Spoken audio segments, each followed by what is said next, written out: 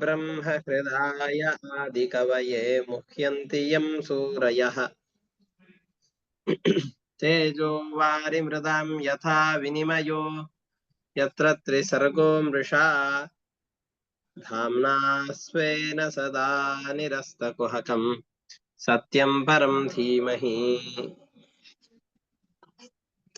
निगमकल्पतरोर्गलितं फलं शुकमुखादमृतद्रवसंयुतम् पिबत भागवतं रसमालयम् मुहुरहो रसिकाः भुवि भावुकाः दारिद्र्यदुःखज्वरदाहितानां मायापिशाची परिमर्दितानां संसारसिन्धौ परिपातितानां क्षेमाय वै भागवतं प्रगर्जति साङ्केत्यं पारिहास्यं वा स्तोभं हेलनमेव वा वैकुण्ठनामग्रहणम् अशेषाखहरं विदुः ಶ್ರೀ ಗುರುಭ್ಯೋ ನಮಃ ಹರಿ ಓಂ. ಇಲ್ಲಿಯವರೆಗೆ ತ್ವಷ್ಟೃ ಪ್ರಜಾಪತಿಯ ಮಗನಾದಂತಹ ವಿಶ್ವರೂಪಾಚಾರ್ಯರನ್ನ ಪ್ರಧಾನರನ್ನಾಗಿ ಮಾಡಿಕೊಂಡು ಯಜ್ಞಯಾಗಾದಿಗಳನ್ನ ಮಾಡಿ ಸಾಮರ್ಥ್ಯವನ್ನು ಪಡೆದುಕೊಂಡು ಮತ್ತೆ ಅವರಿಂದ ಆದ ಅನರ್ಥವನ್ನ ಗಮನಿಸಿದಂತಹ ದೇವತೆಗಳು ಅವರ ಶಿರಸ್ಸನ್ನ ತರಿದರು. ನಂತರ ವೃತ್ರಾಸುರನನ್ನ ಪಡೆದು ಇಂದ್ರನನ್ನ ಕೊಲ್ಲಬೇಕು ಅಂತ ಆರಾಧನೆ ಮಾಡಿ ವೃತ್ರಾಸುರನನ್ನ ಪಡೆದರು ತ್ವಷ್ಟೃ ರಾಜ. ನಂತರದಲ್ಲಿ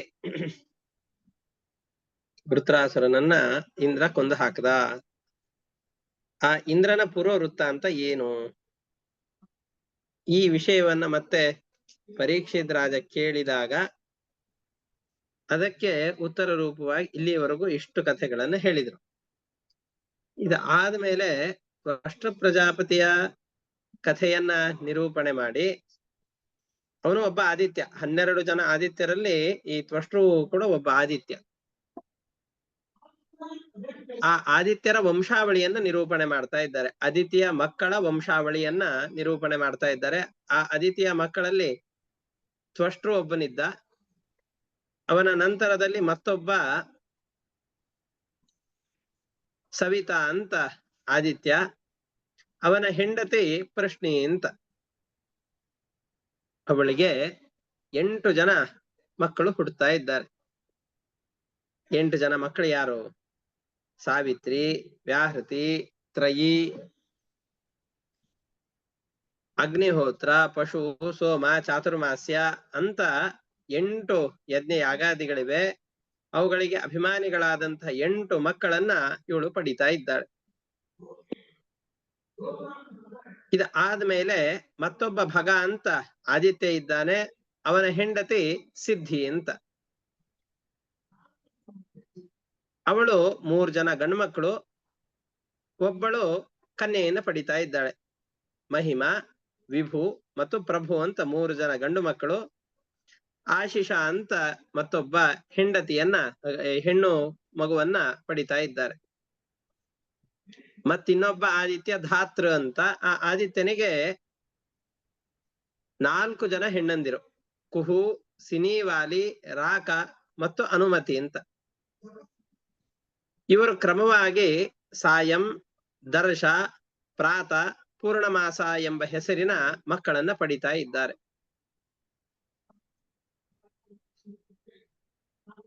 ಹೀಗೆ ಈ 3 ಆದಿತ್ಯರು 3 ಜನ ಮಕ್ಕಳನ್ನ, ಅನೇಕ ಜನ ಮಕ್ಕಳನ್ನ ಪಡಿತಾ ಇದ್ದಾರೆ. ಅದನ್ನ ಹೇಳ್ತಾ ಇದ್ದಾರೆ. ಪೃಷ್ಣಿಸ್ತು ಪತ್ನಿ ಸವಿತುಹು ಸಾವಿತ್ರೀಂ ವ್ಯಾಹೃತಿಂ ತ್ರಯೀಂ ಅಗ್ನಿಹೋತ್ರಂ ಪಶುಂ ಸೋಮಂ ಚಾತುರ್ಮಾಸ್ಯಂ ಮಹಾಮಖಾನ್. 12 ಆದಿತ್ಯರಲ್ಲಿ ತ್ವಷ್ಟೃವಿನ ನಂತರದವನು ಸವಿತೃ ಅಂತ. ಅವನು ಪೃಷ್ಣಿ ಎಂಬಂತಹ ತನ್ನ ಹೆಂಡತಿಯಲ್ಲಿ 8 ಜನ ಯಜ್ಞಗಳ ಹೆಸರಿನ ಮಕ್ಕಳನ್ನ ಪಡಿತಾ ಇದ್ದಾನೆ. ಆಮೇಲೆ ಭಗ ಎಂಬಂತಹ ಆದಿತ್ಯನಿಗೆ ಸಿದ್ಧಿ ಅನ್ನುವಂತಹವಳು ಹೆಂಡತಿ ಇದ್ದಾಳೆ. ಅವರಿಂದ ಒಟ್ಟು 4 ಜನ ಮಕ್ಕಳನ್ನ ಪಡಿತಾ ಇದ್ದಾರೆ. 3 ಜನ ಪುತ್ರರು, ಒಬ್ಬಳು ಕನ್ಯೆಯನ್ನ ಪಡಿತಾ ಇದ್ದಾರೆ. ಸಿದ್ಧಿರ್ ಭಗಸ್ಯ ಭಾರ್ಯಾಂಗ ಮಹಿಮಾನಂ ವಿಭುಂ ಪ್ರಭುಂ ಆಶಿಷಂಚ ವರಾರೋಹಾಂ ಕನ್ಯಾಂ ಪ್ರಾಸೂತ ಸೂರತ. ಇದಾದ್ಮೇಲೆ ಧಾತು ಎಂಬಂತಹ ಆದಿತ್ಯ 4 ಜನ ಮಕ್ಕಳಲ್ಲಿ 4 ಜನ ಪುತ್ರರನ್ನ ಒಬ್ಬೊಬ್ಬರಲ್ಲಿ ಒಬ್ಬೊಬ್ಬರಂತೆ ಪಡಿತಾ ಇದ್ದಾನೆ.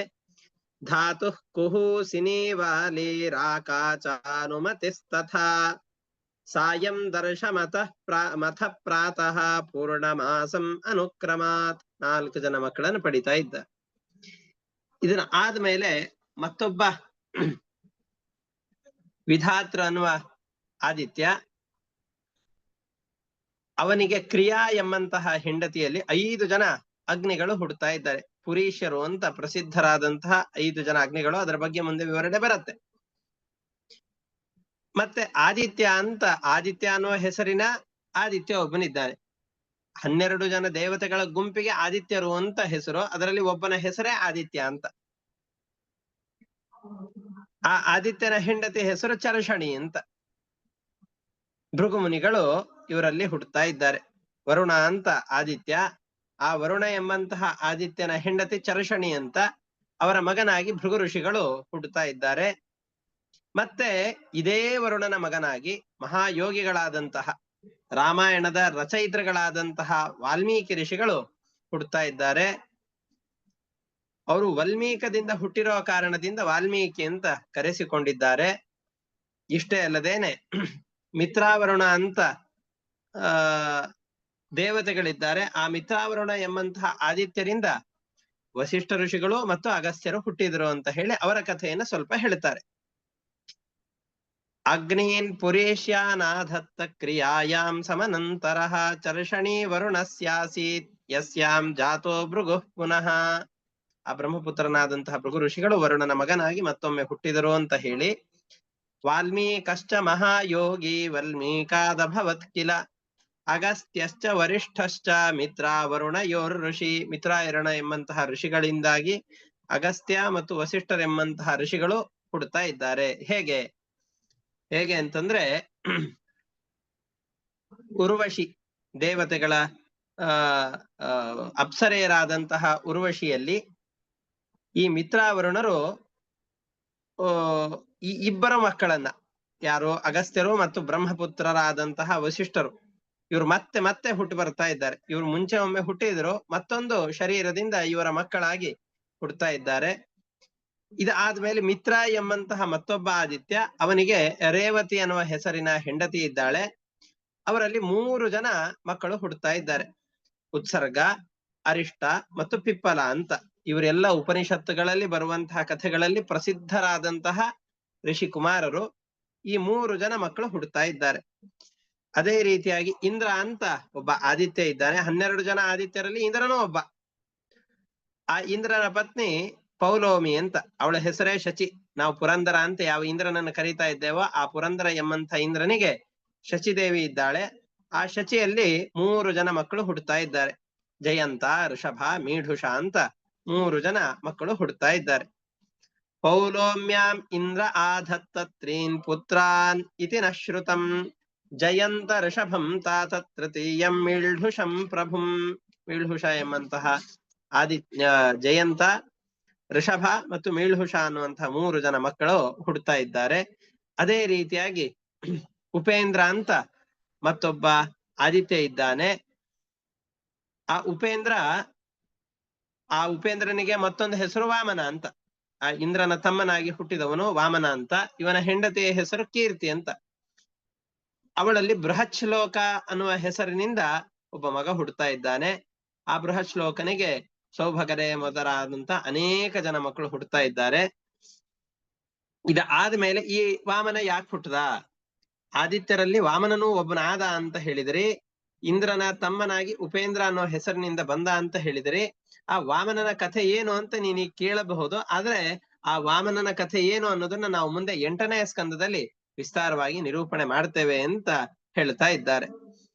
ತತ್ಕರ್ಮ ಗುಣವೀರ್ಯಾಣಿ ಕಾಶ್ಯಪಸ್ಯ ಮಹಾತ್ಮನಃ ಪಶ್ಚಾದ್ ವಕ್ಷ್ಯಾಮಹೇ ದತ್ಯಾಂ ಯಥೈವಾವತಾರಃ. ಅದಿತಿಯಲ್ಲಿ ಅವನ ಅವತಾರ ಯಾಕಾಯ್ತು, ಹೇಗಾಯ್ತು, ಅವನು ಹುಟ್ಟಿದ ನಂತರದಲ್ಲಿ ಮಾಡಿದಂತಹ ಕಾರ್ಯಗಳೇನು ಅನ್ನುವ ವಿಚಾರಗಳ ಬಗ್ಗೆ ಮುಂದೆ ವಿಸ್ತಾರವಾಗಿ ವಿವರಣೆಯನ್ನ ತಿಳಿಸುವವರಿದ್ದೇವೆ ಅಂತ ಹೇಳ್ತಾ ಇದ್ದಾರೆ. ಆದ ಮೇಲೆ ಕಶ್ಯಪರ ಅದಿತಿ ಎಂಬಂತಹ ಹೆಂಡತಿಯಲ್ಲಿ 12 ಜನ ಆದಿತ್ಯರು ಹುಡ್ತಾ ಇದ್ದಾರೆ.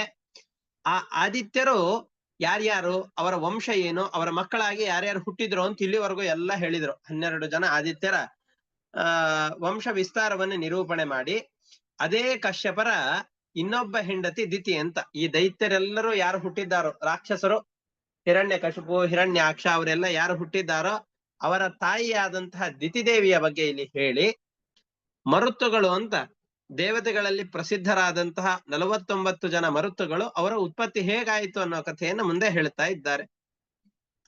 ಈ ದೈತ್ಯ ವಂಶ ಈ ರೀತಿಯಾಗಿ ಹೇಳಿ, ಅಥ ಕಾಶ್ಯಪದಾಯಾದಾನ್ ದೈತ್ಯೇಯಾನ್ ಕೀರ್ತಯಾಮಿತೆ ಯತ್ರ ಭಾಗವತ ಶ್ರೀಮಾನ್ ಪ್ರಹ್ಲಾದೋ ಬಲಿರೇವಚ. ಕಶ್ಯಪರಿಗೆ ಮತ್ತೊಬ್ಬ ಹೆಂಡತಿ ದಿತಿ. ಆ ದಿತಿಯಲ್ಲಿ ಉಂಟಾದಂತಹ ಸಂತಾನದ ಬಗ್ಗೆ ನಿನಗೆ ವಿಸ್ತಾರವಾಗಿ ಹೇಳ್ತೇನೆ.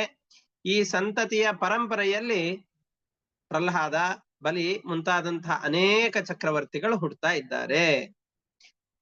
ಆ ದಿತಿಗೆ ಪ್ರಧಾನರಾದಂತಹ ಮಕ್ಕಳು ಇಬ್ರು. ಯಾರವರು? ಹಿರಣ್ಯಕಶಿಪು ಮತ್ತು ಹಿರಣ್ಯಾಕ್ಷ ಅಂತ ಇಬ್ಬರಿದ್ದಾರೆ.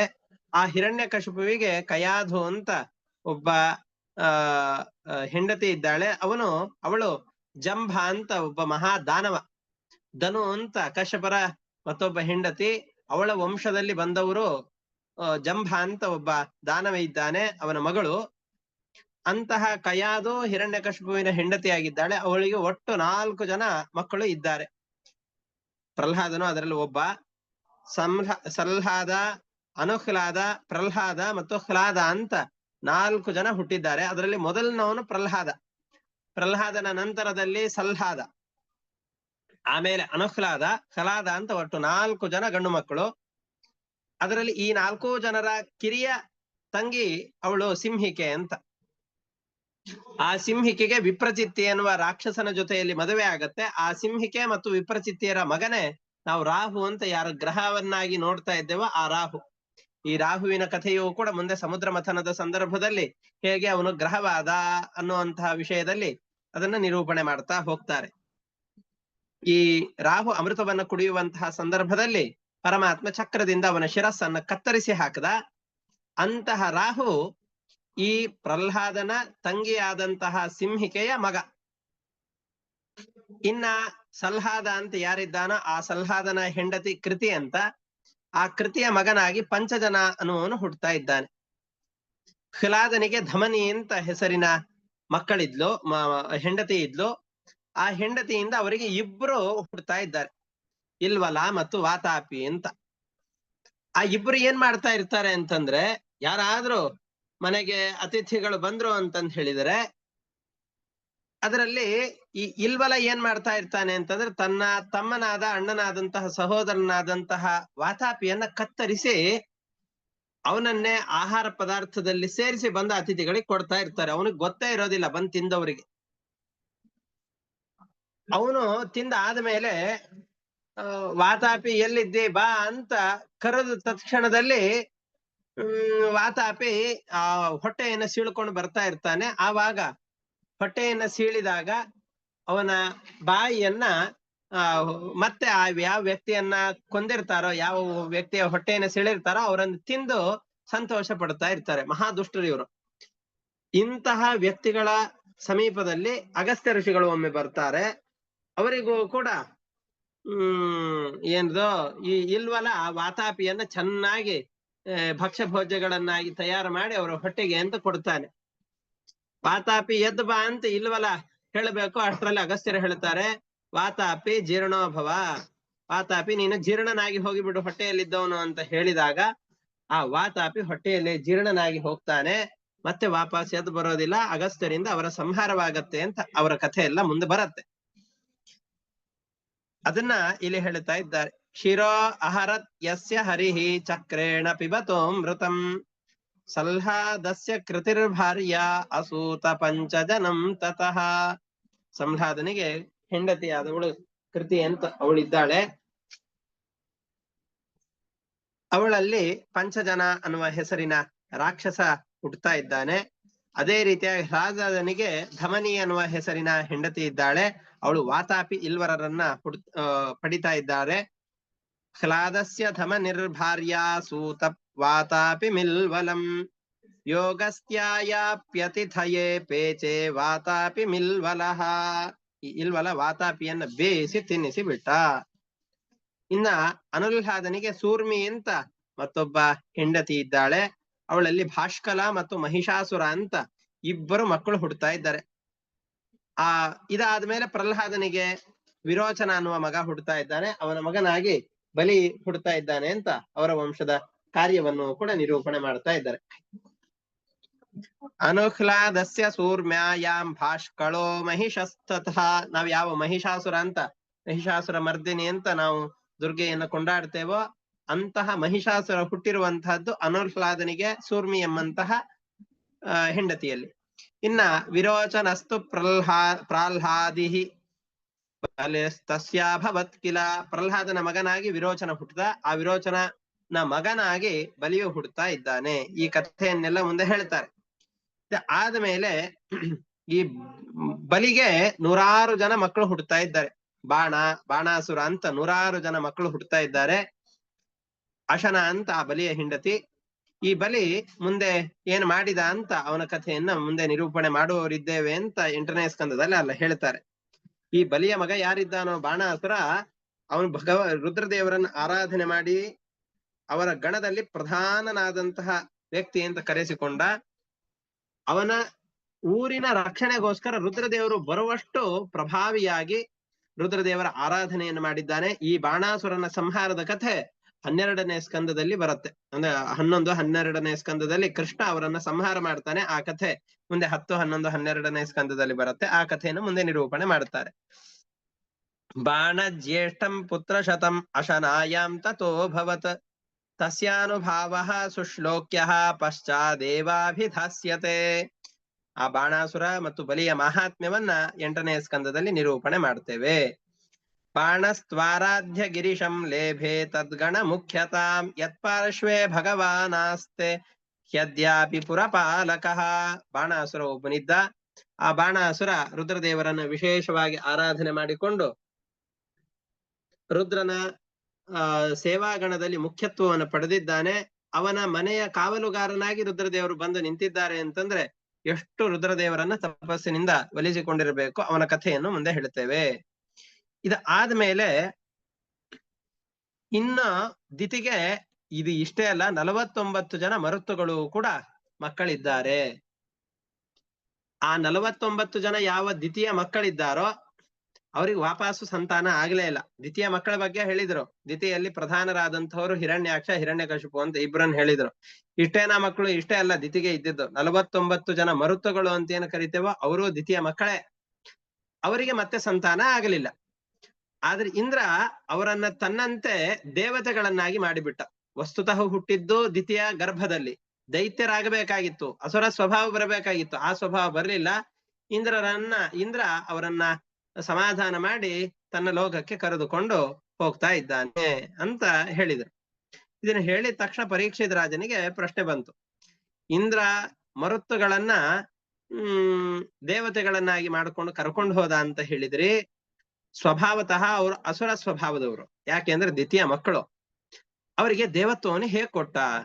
ಅವ್ರು ಏನು ಪುಣ್ಯ ಮಾಡಿ ಹುಟ್ಟಿದ್ರು ಅಂತ ಪ್ರಶ್ನೆಯನ್ನ ಕೇಳ್ತಾ ಇದ್ದಾರೆ. ನಾನು ಒಬ್ಬನೇ ಅಲ್ಲ, ಪರೀಕ್ಷಿತ ರಾಜ ಹೇಳ್ತಾ ಇದ್ದಾನೆ, ನಾನು ಒಬ್ಬನೇ ಅಲ್ಲ ನೋಡಿ, ಈ ಗಂಗಾ ನದಿಯ ತೀರದಲ್ಲಿ ನಾನು ಒಬ್ಬನೇ ಅಲ್ಲ, 100 ಜನ ತಮ್ಮ ಮಾತುಗಳನ್ನು ಕೇಳಲಿಕ್ಕೋಸ್ಕರ ಅಂತ ಕೂತಿದ್ದಾರೆ. ಅವ್ರಿಗೆಲ್ರಿಗೂ ಕುತೂಹಲ ಇದೆ. ಮರುತ್ತುಗಳು ಈ ದ್ವಿತೀಯ ಮಕ್ಕಳಾಗಿ ಹುಟ್ಟಿ ದೇವತ್ವವನ್ನು ಪಡೆದಿದ್ದು ಹೇಗೆ? ಇಂದ್ರ ಹೇಗೆ ಅವರನ್ನು ಕರ್ಕೊಂಡು ಹೋದ ಅಂತ ಪ್ರಶ್ನೆ ಮಾಡ್ತಾ ಇದ್ದಾರೆ. ಈ ರೀತಿಯಾಗಿ ಪರೀಕ್ಷಿತ ರಾಜ ಬಹಳ ಕುತೂಹಲದಿಂದ ಈ ಪ್ರಶ್ನೆಯನ್ನ ಕೇಳಿದಾಗ, ತುಂಬಾ ಸೊಗಸಾದ ಪ್ರಶ್ನೆ ಇದು. ದ್ವಿತೀಯ ಮಕ್ಕಳಾಗಿ ಹುಟ್ಟಿದ್ದಾರೆ ಮರುತ್ತುಗಳು, ಅವರನ್ನ ಇಂದ್ರ ಕರ್ಕೊಂಡು ಹೋಗ್ಬಿಟ್ಟ ಅಂತಂದ್ರೆ ಹೇಗೆ ಅಂತ ಪ್ರಶ್ನೆ ಬರುತ್ತೆ. ಅದಕ್ಕೆ ಉತ್ತರ ಗೊತ್ತಿದೆ ಶುಕಾಚಾರ್ಯರಿಗೆ. ಅವರನ್ನು ಕುರಿತು ಉತ್ತರವನ್ನ ಹೇಳ್ತಾ ಇದ್ದಾರೆ. ಮರುತಶ್ಚ ದಿತೆ ಪುತ್ರಾನ್ 40 ತೇ ಆಸನ್ನ ಪ್ರಜಾ ಸರ್ವೇ ನೀತಾ ಇಂದ್ರೇಣ ಸಾತ್ಮತಾಂ. ಇಂದ್ರ ತನ್ನಂತೆ ಅವರನ್ನ ದೇವತೆಗಳನ್ನಾಗಿ ಮಾಡಿದ. ರಾಜನ ಪ್ರಶ್ನೆ, ಕಥಂತೆ ಆಸುರಂ ಭಾವಂ ಅಪೋಹ್ಯ ಉತ್ಪತ್ತಿಕಂ ಗುರೋ ಇಂದ್ರೇಣ ಪ್ರಾಪಿತ ಸಾಮ್ಯಂ ಕಿಂ ತತ್ ಸಾಧುಕೃತಂ ಹಿತೈಹಿ. ಇಂದ್ರ ಮರುತ್ತಗಳಿಗೆ ಹುಟ್ಟಿನಿಂದ ಬಂದಂತಹ ಈ ಅಸುರ ಸ್ವಭಾವವನ್ನು ಕಳೆದು ದೇವತ್ವವನ್ನು ಹೇಗೆ ಕೊಟ್ಟ, ಏನು ಪುಣ್ಯ ಅವರು ಗಳಿಸಿದ್ರು ಅಂತ ಕೇಳಿದಾಗ, ನಂದೊಬ್ಬೊಂದೇ ಅಲ್ಲ, ಇಮೇ ಶ್ರದ್ಧತೆ ವಿದ್ವನ್ ಋಷಯೋಪಿ ಮಯಾ ಸಹ ಪರಿಜ್ಞಾನಾಯ ಭಗವನ್ ಸ್ತನ್ನೋ ವ್ಯಾಖ್ಯಾತು ಮರಹಸಿ. ನನ್ನ ಜೊತೆಯಲ್ಲಿ ಅನೇಕ ಜನರು ಇದನ್ನ ಶ್ರದ್ಧೆಯಿಂದ ಕೇಳಲಿಕ್ಕೆ ಅಂತ ಸಿದ್ಧರಾಗಿದ್ದಾರೆ, ಅವರ ಜೊತೆಯಲ್ಲಿ ನಮಗೂ ಅದನ್ನ ಹೇಳಿ. ಅದಕ್ಕೆ ಸೂತ ಪುರಾಣಿಕರು ಹೇಳ್ತಾ ಇದ್ದಾರೆ, ತದ್ವಿಷ್ಣು ರಾತಸ್ಯ ಸ ಬಾದರಾಯಣಿ ವಚೋ ನಿಶಮ್ಯಾದೃತಮರ್ಥವನ್ ಮುನಿ ಸಭಾಜಯನ್ ಸನ್ನಿಭೃತೇನ ಚೇತಸ ಜಗಾದ ಸತ್ರಾಯಣ ಸರ್ವದರ್ಶನ. ಅವನನ್ನ ಚೆನ್ನಾಗಿ ಹೊಗಳಿ. ಆ ಕಥೆ ಹೇಳ್ಬೇಕಾದ್ರೆ ನಿದ್ದೆ ಮಾಡ್ತಾ ಇಲ್ಲ ನೀನು, ತುಂಬಾ ಒಳ್ಳೆ ಪ್ರಶ್ನೆಯನ್ನು ಕೇಳಿದ್ದಿ, ಆಸಕ್ತಿಯಿಂದ ಕೇಳ್ತಾ ಇದ್ದೀನಿ, ಹೇಳ್ತೇನೆ ಕೇಳು ಅಂತ ಹೇಳ್ತಾ ಇದ್ದಾರೆ. ಈಗ ಈ ವಿಷ್ಣು ಇಂದ್ರನ ಪಕ್ಷವನ್ನ ವಹಿಸಿಕೊಂಡು ತನ್ನ ಮಕ್ಕಳಾದಂತಹ ಹಿರಣ್ಯಾಕ್ಷನನ್ನ ಕೊಂದು ಬಿಟ್ಟಿದ್ದಾನೆ. ದಿತಿಗೆ ಬಹಳ ಶೋಕ ಉಂಟಾಯಿತು, ಬಹಳಷ್ಟು ಸಿಟ್ಟಿನಿಂದ ಯೋಚನೆ ಮಾಡಿದ್ಲು. ಈ ಇಂದ್ರ ಮಹಾ ದುಷ್ಟ, ಇವನು ಅದಿತಿಯ ಮಗನ, ತನ್ನ ಸವತಿಯ ಮಗನಾದಂತಹ ಇಂದ್ರ ಮಹಾ ನಿಷ್ಕರುಣಿ, ಕ್ರೂರಿ. ತನ್ನ ಒಡ ಹುಟ್ಟಿದವರು, ಅವಳ ಚಿಕ್ಕಮ್ಮನ ಮಕ್ಕಳು ಇವರೆಲ್ಲ ನನ್ನ ಮಕ್ಕಳು, ಅವರನ್ನ ಕೊಂದಿದ್ದಾನೆ, ಅವರನ್ನು ಕೊಲ್ಲಿಸಿದ್ದಾನೆ. ಅವರನ್ನೆಲ್ಲರನ್ನು ಕೊಲ್ಲಿಸಿ ಇವನು ಆರಾಮಾಗಿ ಇಂದ್ರನ ಪದವಿಯಲ್ಲಿ ಇದ್ದುಕೊಂಡು ಸುಖವಾಗಿ ನಿದ್ದೆಯನ್ನು ಮಾಡ್ತಾ ಇದ್ದಾನೆ. ಇವನು ರಾಜ ರಾಜ ಅಂತ ಕರೆಸ್ಕೊಳ್ತಾ ಇದ್ದಾನಲ್ಲ, ಎಷ್ಟು ದಿವಸ ಅಂತ ರಾಜ ಅಂತ ಕರೆಸ್ಕೊಂಡಾನು? ಆ ಶರೀರವನ್ನ ರಾಜ ರಾಜ ಅಂತ ಕರಿತಾ ಇದ್ದಾರೆ. ಎಷ್ಟು ರಾಜ ಅಂತ ಆ ಶರೀರವನ್ನ ಕರೆದರೂ ಕೂಡ ಒಂದಲ್ಲ ಒಂದು ದಿವಸದಲ್ಲಿ ಆ ಶರೀರ 2-3 ದಿವಸದಲ್ಲಿ ಕೊಳೆತು ಕ್ರಿಮಿಯನ್ನ ತನ್ನ ಶರೀರಕ್ಕೆ ಆಹ್ವಾನ ಮಾಡಿಕೊಂಡು ಕ್ರಿಮಿಗಳಿಗೆ ಆಹಾರವಾಗಿ ಹೋಗತ್ತೆ. ನಾಯಿ ನರಿ ತಿಂದ್ರೆ ಮಲ ಅಂತ ಕರೆಸ್ಕೊಳ್ತದೆ, ಸುಟ್ರೆ ಬೂದಿಯಾಗಿ ಹೋಗತ್ತೆ. ಇಂತಹ ಶರೀರದ ರಕ್ಷಣೆಗೋಸ್ಕರ, ಈ ಶರೀರದ ಸುಖಕ್ಕೋಸ್ಕರವಾಗಿ ತನ್ನ ಒಡ ಹುಟ್ಟಿದವರನ್ನ ಕೊಲ್ತಾ ಇದ್ದಾನೆ. ಈ ಜೀವಿಗಳನ್ನ ಕೊಂದಿದ್ದಾನೆ. ಅವನಿಗೆ ನರಕವೇ ಪ್ರಾಪ್ತಿ ಆಗಬೇಕು. ಈ ಶರೀರಾದಿಗಳು ಸ್ಥಿರ ಅಂತ ಅಂದುಕೊಂಡು ಇಂದ್ರ ಎಲ್ಲ ತನ್ನ ಒಡ ಹುಟ್ಟಿದವರನ್ನ ಕೊಲ್ಲಿಸ್ತಾ ಇದ್ದಾನಲ್ಲ, ಆ ಇಂದ್ರನನ್ನ ಸಂಹಾರ ಮಾಡುವಂತಹ ಮಗ ನನಗೆ ಹುಟ್ಟಬೇಕು, ಆ ಇಂದ್ರನ ಅಹಂಕಾರವನ್ನ ಶಮನ ಮಾಡಬೇಕು, ಅಂತಹ ಒಬ್ಬ ಮಗ ನನಗೆ ಹುಟ್ಟಬೇಕು ಅಂತ ಇವಳು ಬಯಸ್ತಾ ಇದ್ದಾಳೆ. ಕದಾನುಭ್ರಾತೃ ಹಂತಾರಂ ಇಂದ್ರಿಯಾರಾಮ ಮುದ್ಬಣಂ ಅಕ್ಲಿನ್ನ ಹೃದಯಂ ಪಾಪಂ ಘಾತಯಿತ್ವಾ ಸ್ವಪೇ ಸುಖಂ. ಸುಖವಾಗಿ ಮಲಗಿದ್ದಾನೆ, ತನ್ನ ಸಹೋದರರನ್ನ ಕೊಂದು ಇವನ ಶರೀರ ಏನೋ ಶಾಶ್ವತ ಅಂತ ಅಂದುಕೊಂಡು ಬಿಟ್ಟಿದ್ದಾನೆ. ಕ್ರಿಮಿ ವಿಟ್ ಭಸ್ಮ ಸನ್ಯಾಂತೆ ಯಸ್ಯೇಷಾಭಿಹಿತಸ್ಯ ವಾ ಭೂತ ದೃಕ್ ತತ್ಕೃತೆ ಸ್ವಾರ್ಥಂ ಕಿಂ ವೇದ ನಿರಯೋ ಯತಃ. ಈ ಶರೀರ ಎಲ್ಲ ಪ್ರಾಣಿಗಳಿಗೆ ಆಹಾರವಾಗಿ ಹೋಗುವಂತಹದ್ದು, ಅಂತಹ ಶರೀರ ಶಾಶ್ವತ ಅಂತ ತಿಳಿದುಕೊಂಡು ಈ ವ್ಯಕ್ತಿ ಇವರನ್ನ ಕೊಂದು ಹಾಕ್ತಾ ಇದ್ದಾನೆ. ಏನು ಪುರುಷಾರ್ಥವನ್ನು ಪಡಿತಾನೆ? ಏನಿಲ್ಲ, ಮತ್ತೆ ನರಕಕ್ಕೆ ಹೋಗ್ತಾನವನು. ಈ ಶರೀರವನ್ನ ಸ್ಥಿರ ಅಂತ ತಿಳಿದುಕೊಂಡು ಅಹಂಕಾರಿಯಾದಂಥ ಇಂದ್ರ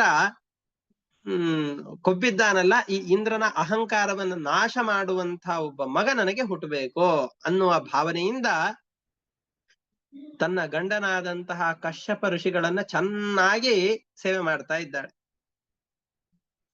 ಪ್ರೀತಿಪೂರ್ವಕವಾಗಿ ಶ್ರದ್ಧೆಯಿಂದ ಗಂಡನ ಸೇವೆಯನ್ನು ಮಾಡ್ತಾ ಇದ್ದಾಳೆ.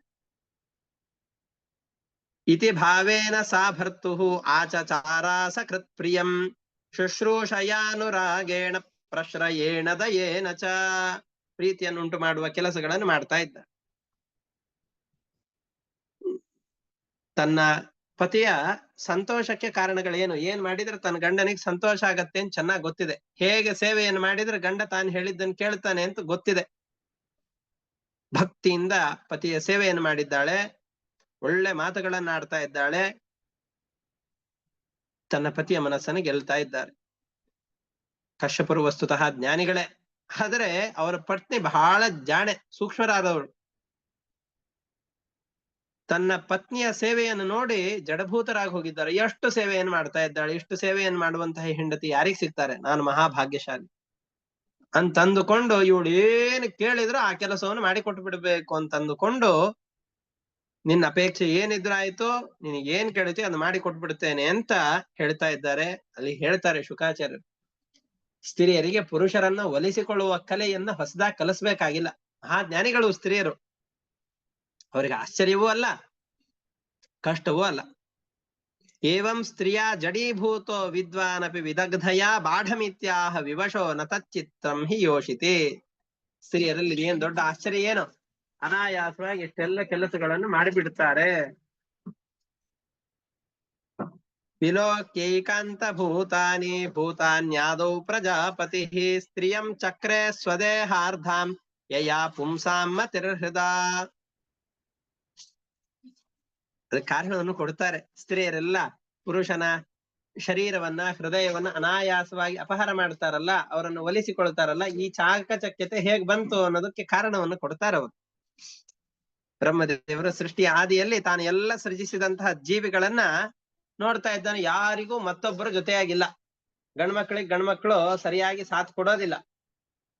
ಅದಕ್ಕೆ ಇವ್ರಿಗೆ ಚೆನ್ನಾಗಿ ಸೇವೆಯನ್ನು ಮಾಡುವ ಅಥವಾ ಇವರ ಜೊತೆಗಾರರಾಗಿರುವಂತಹ ಮತ್ತೊಬ್ಬರನ್ನ ಸೃಷ್ಟಿ ಮಾಡಬೇಕು ಅಂತಂದುಕೊಂಡು ತನ್ನ ಶರೀರದ ಅರ್ಧ ಭಾಗದಿಂದ ಸ್ತ್ರೀಯರನ್ನ ಸೃಷ್ಟಿ ಮಾಡಿದ. ಅಂಥ ಸ್ತ್ರೀಯರು ತಮ್ಮ ಹಾವಭಾವಗಳಿಂದ, ತಮ್ಮ ವರ್ತನೆಗಳಿಂದ, ತಮ್ಮ ಸಾಧು ಸ್ವಭಾವದಿಂದ ಪುರುಷರನ್ನ ಒಲಿಸಿಕೊಂಡು ಬಿಡುತ್ತಾರೆ. ಹಾಗಾಗಿ ಸ್ತ್ರೀಯರಲ್ಲಿ ಸಹಜವಾದ ಗುಣ ಅದು.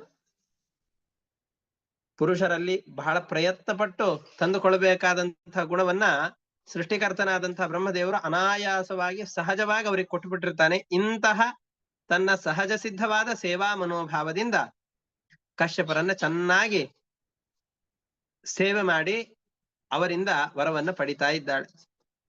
ಕಶ್ಯಪರು ಅವರನ್ನು ಕುರಿತು ಅನೇಕ ಮಾತುಗಳನ್ನು ಹೇಳ್ತಾ ಇದ್ದಾರೆ.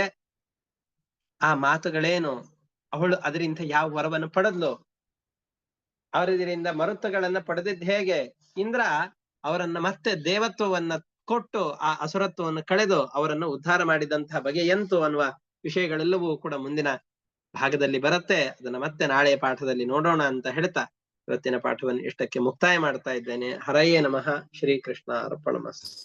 ಅನೇನ ಭಾವಿ ಯತ್ ಪುಣ್ಯಂ ತೇನ ಪ್ರೀಣಾತು ಕೇಶವಃ. ಹರಯೇ ನಮಃ. ಶ್ರೀಕೃಷ್ಣ ಅರ್ಪಣಮಸ್ತು.